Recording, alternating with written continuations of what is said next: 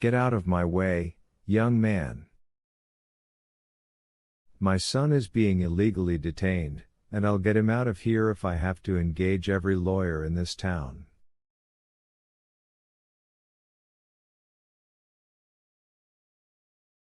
Lydia, indignant and frightened as well as agonized at being left behind, came in to see me.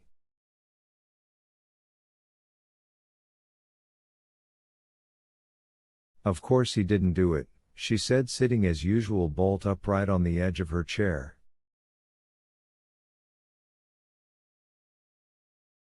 Why should he? Anyhow, I heard him getting out onto that shed roof, and there was no shot fired after that.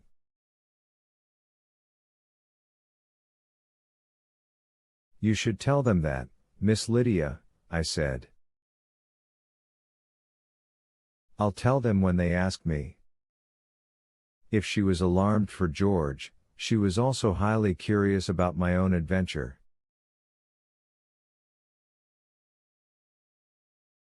I had to sit and wait while she went back to look over the scene of it, and I can still see her after she came back, prim and late Victorian on the edge of her chair, opening that bead bag of hers and taking out the clippings from the morning papers and giving them to me to read.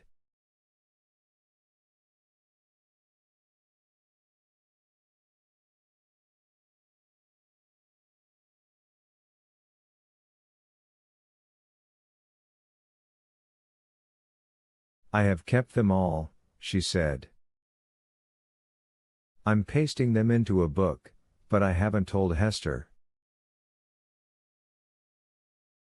It's surprising, Louisa, how many there are. Strange, that casual little speech of hers, when I am writing this story largely from that very book, so neat and yet so lurid. She did not stay long. She wandered into Mother's room to see if a cameraman who had been hidden in the bushes all morning was still there, and on discovering that he had gone, she went away.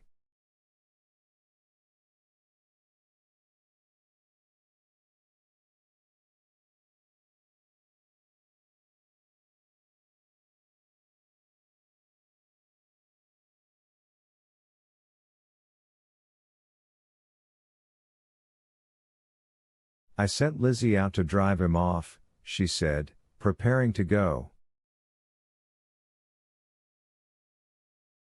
But he only offered her $10 if she could get you to the front porch with a bandage on your head.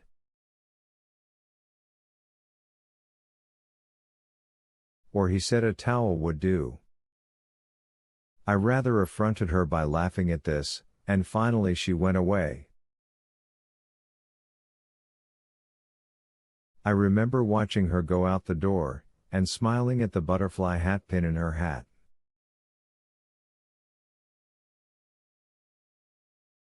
It was set on a bit of coiled wire so that the insect took on a curious activity as she walked, jerking and glittering uncannily.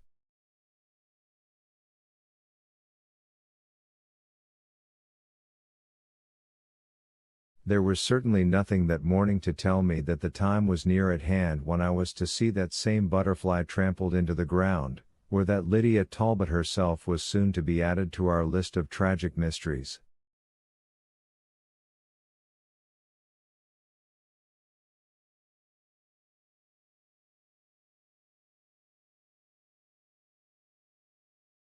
I was much stronger that afternoon, and after she left, Annie helped me into a dressing gown and put me into a chair.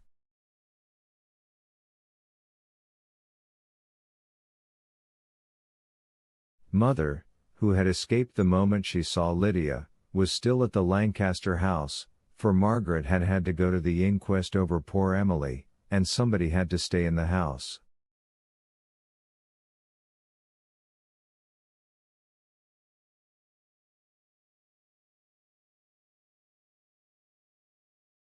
It was still, incredible as it seems to me now, only Tuesday.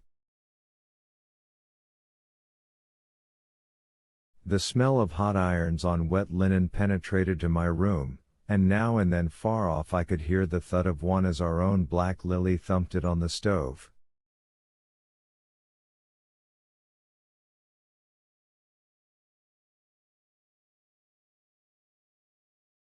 All along the crescent, though death and trouble seemed everywhere, the same process was going on.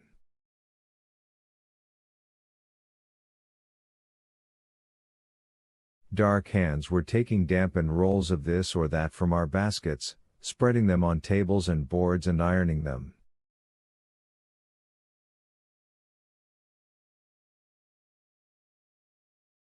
On clothes horses the finished products were hung to dry, and then folded down into their various hampers. Ruffles were fluted with fluting irons, and old damask carefully polished until it shone.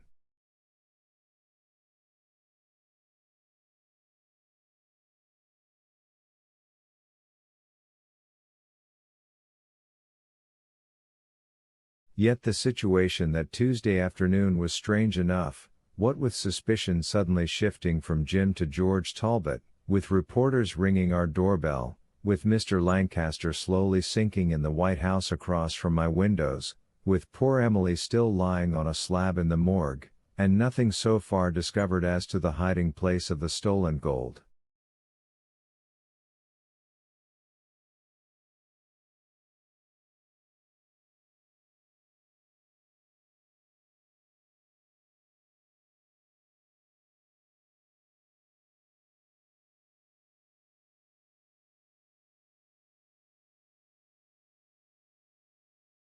Of actual physical clues, in the sense of something material, there were still only a half dozen.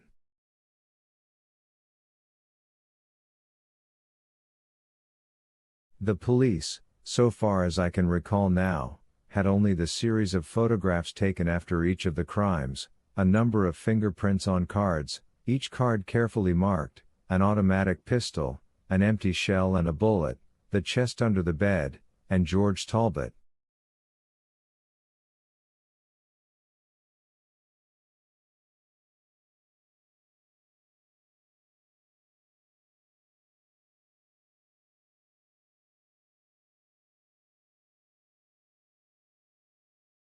Somewhere put away they probably had those stained clothes of Jim Wellington's, but I do not know.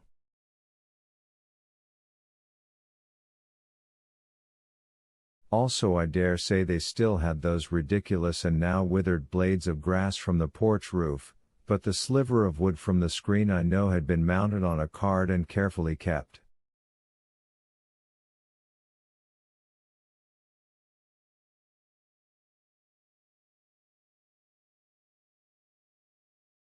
I know that because after the whole thing was over the inspector presented it to me. They did not have the bit of stem which had been found in our hall, however. That the Commissioner of Police had gravely handed to Herbert Dean. Briggs here seems to think I need a salad, he said. He'll be bringing me a rose geranium leaf next and asking me to smell it. Maybe you can find out what that stuff is, Dean. Not that I think it matters, but, well, take it along if you like. However, the police added another clue that Tuesday, and then sat around a desk at headquarters and wondered just where it left them.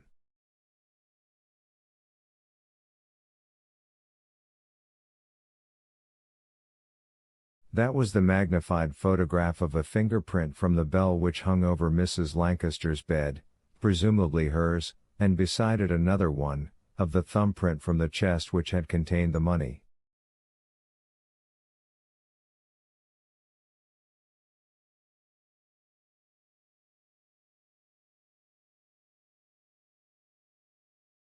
There was no question but that they were the prints of the same thumb, and I believe the district attorney sent for the inspector on the strength of his discovery and told him he was the only man on the job worth a hill of beans.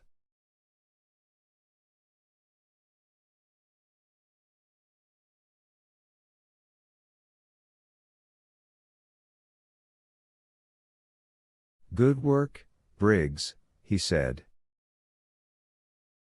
Now I suppose we have to guess whether the money was taken out of the chest by the old lady and hidden somewhere, or whether she found out it had been taken and was killed before she could make a fuss.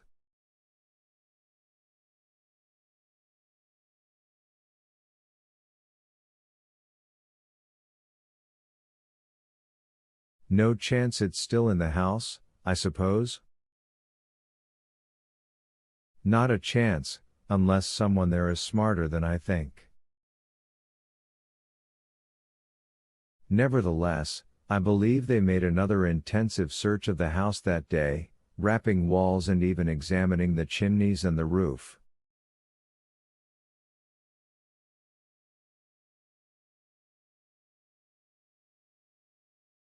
But they found nothing whatever. And of course, Miss Lou, the inspector told me later, it was still only a presumption that those prints were the old lady's anyhow.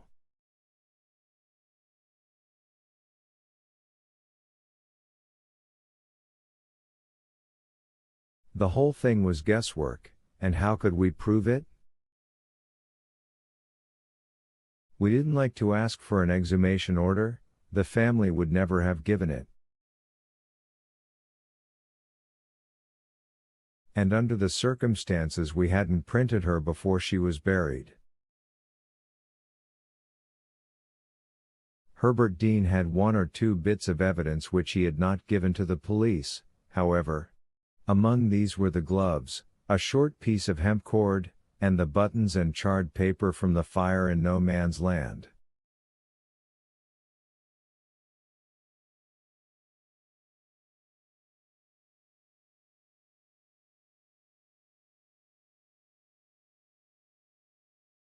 Also he now had the stem of the unidentified plant, over which that same day the botanical department of our local university was working.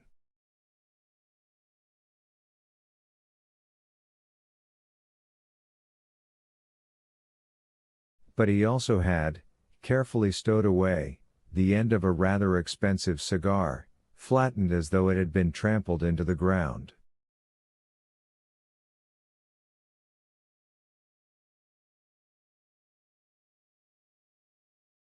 These, and an idea he says, were his total equipment up to 4 o'clock that day when, mother still at the Lancaster house, Laura Dalton rang our doorbell, pushed Annie aside, walked deliberately up the stairs and into my bedroom, and locked the door behind her.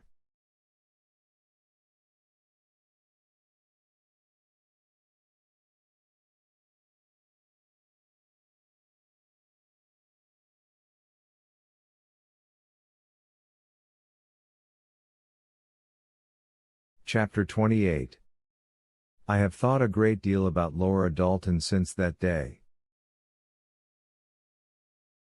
In the Crescent her position was somewhat isolated, not because she did not belong, for she had been born there.